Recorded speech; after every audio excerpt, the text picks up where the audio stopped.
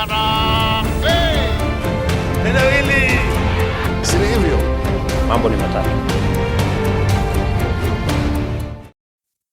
Ladies and gentlemen, William Ruto is a very happy man. William Ruto is very happy because Rigathi Gachagua has finally fallen for the trap which he laid for him.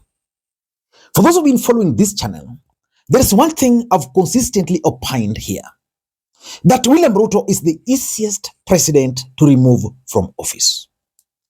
But who can remove President William Ruto from office? Let me take you to a post which was done yesterday by one of my friends who is a close ally of Rigathi Gachagua, Councillor Njohi. This is what Councillor Njohi posted yesterday. The narrative that Gachagua cannot be elected as president is a state narrative. Gachagua commands a solid 6 million vote block, which is a fact. Nobody else has that. Of course, that's also another fact. He is the only threat. I also agree. Rigathi Gachagua is the only threat to William Samoei Arap Ruto, considering the fact that he has the numbers. If Gachagua can mobilize the entire mountain to rally behind him, he not only needs to pick Bifoli Wakoli as a running mate, and he will be president by 9 a.m. Na mimi nilisema I will only be voting for a president who can pronounce the word, some words there very funnily, correctly. Ladies and gentlemen, what Njohi has posted here is actually the truth. The truth is Rigathi Gachagua has the numbers. The other truth, which is a bit difficult for people to swallow, is that those numbers can only help Rigathi Gachagua to stop William Ruto from becoming the president of the Republic of Kenya, but cannot make him the president of the Republic of Kenya. For those who've been following this channel, in May, to be precise, on 11th of May 2025, there's a video which I made on this platform. Let me just look for that video because I want to read a few comments on it. Yes, the video there, Ruto's deadly trap. In that video, I opined. By the way, let me just play a bit of it.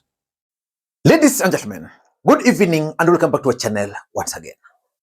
I am now convinced 100% that William Ruto is laying an elaborate strategy to clear the path for Rigathi Gachagua to run for the presidency of the Republic of Kenya in 2027.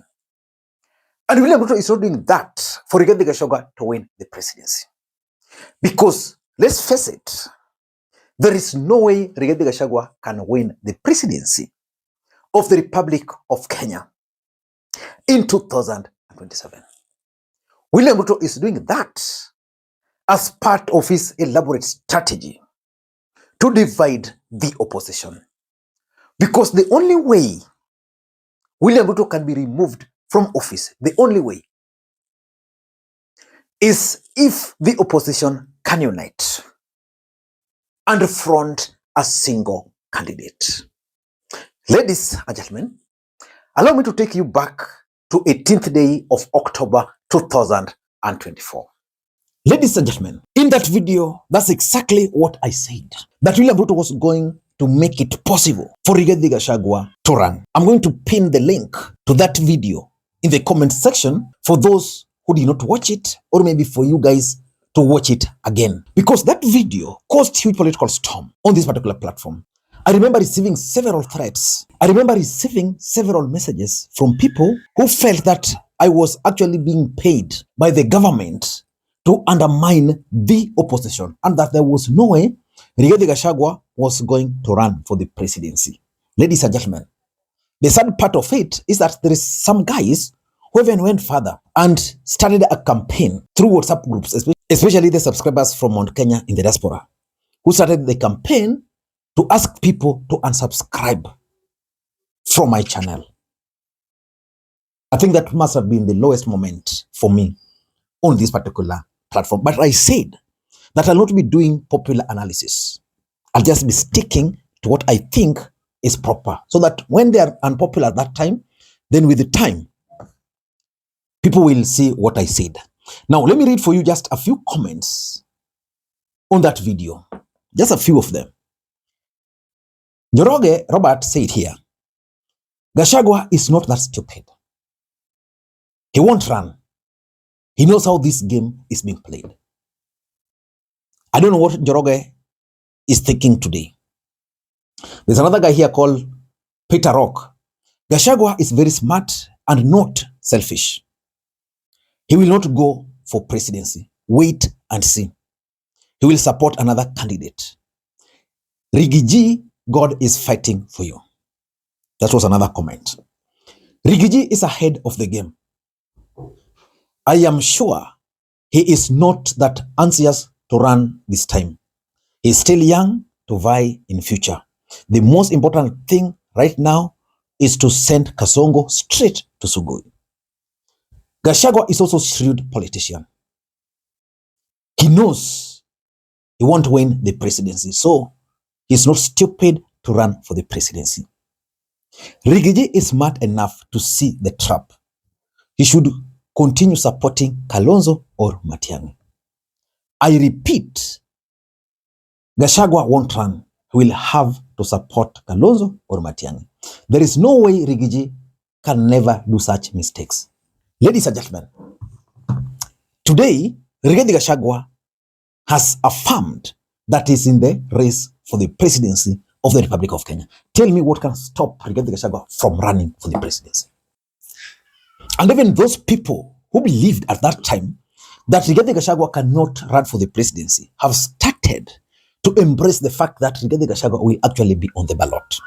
In this video, I want to explain to you guys why personally I still strongly believe that if Rigathi Gachagua were to be on the ballot in 2027, then William Ruto will easily secure his second term.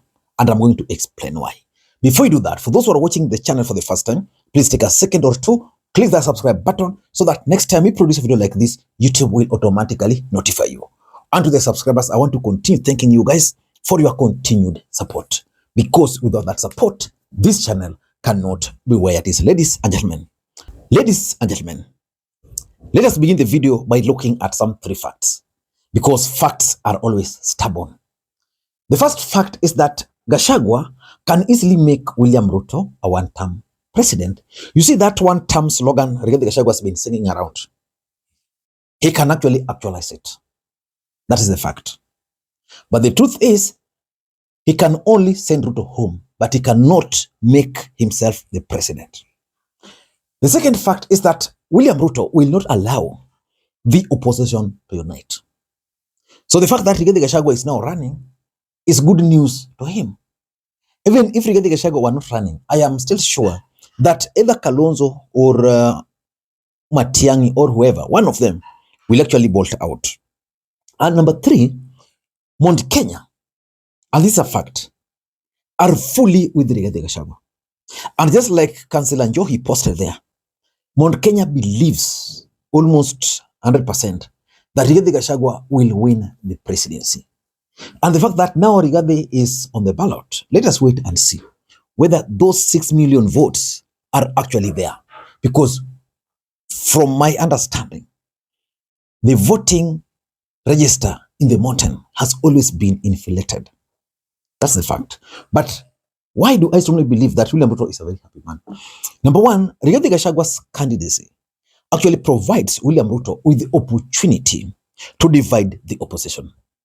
I've always explained here that if there's one thing William Ruto has been praying for, is for the opposition to be divided, because a united opposition will easily send him home. So he can't allow the opposition to be united. The only way opposition can easily unite is if Kalonzo and Matiang'i agree that one of them will become running mate and the other the presidential candidate, then Rigathi brings the numbers.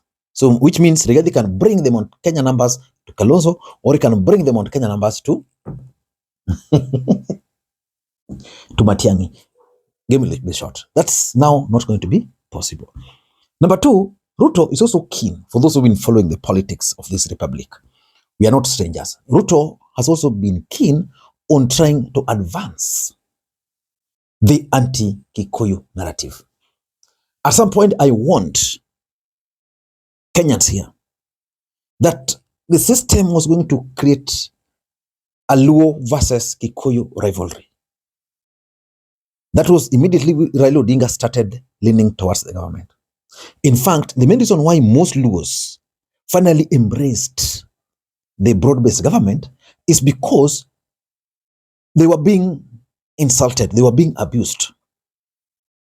And they were like, okay, so if Raila enters this government, that's enough ticket for the entire Luos. So Luos found a way of covering themselves. Those were tactics of the deep state. Nobody listened. So the thing is, Ruto is keen on advancing the anti-Kikuyu narrative. And he will be able to do that because if Rigathi is running, he will just tell those guys, you know, Rigathi is not just happy. Because remember, why was Rigathi Gachagua impeached? Mount Kenya. Yeah, the shares. So it will be easy for him to create that narrative because Rigathi will actually go with the entire Mount Kenya, but cannot make him the president. And number three, Rigathi Gachagua's brand of politics is also one of his undoing. Let me ask you, why do you think Rigathi Gachagua was attacking Ndindi Nyoro yesterday? Was that attack, public attack on Ndindi Nyoro by Rigathi Gachagua necessary? Because if I were Rigathi Gachagua, what I would have done, I would have sent someone, yeah, to attack Ndindi Nyoro. Maybe the senator for Nyandarua, because the senator for Murang'a cannot do that because they were in Murang'a. Was it necessary? So which means Rigathi Gachagua's brand of politics is abrasive, it's divisive, it's not uniting. So it will be easy for him to, you know, just bring on board everybody who's disagreed with Rigathi Gachagua. And lastly, Ruto can easily plant candidates in Mount Kenya on that DCP party. Ruto knows so well that he can't win against Rigathi in the mountain. That one I'm sure he's now well aware of, especially in the mountain. But if he's not aware, he should be made aware that Mount Kenya is gone completely. But he still has a chance of planting his people. The government will easily plant candidates on Rigathi Gachagua's party. And will do nothing about it. Most of them will end up winning. Ladies and gentlemen, I don't know what you think, but that's my take. Until next time, this is Lee Makwiny. Bye-bye.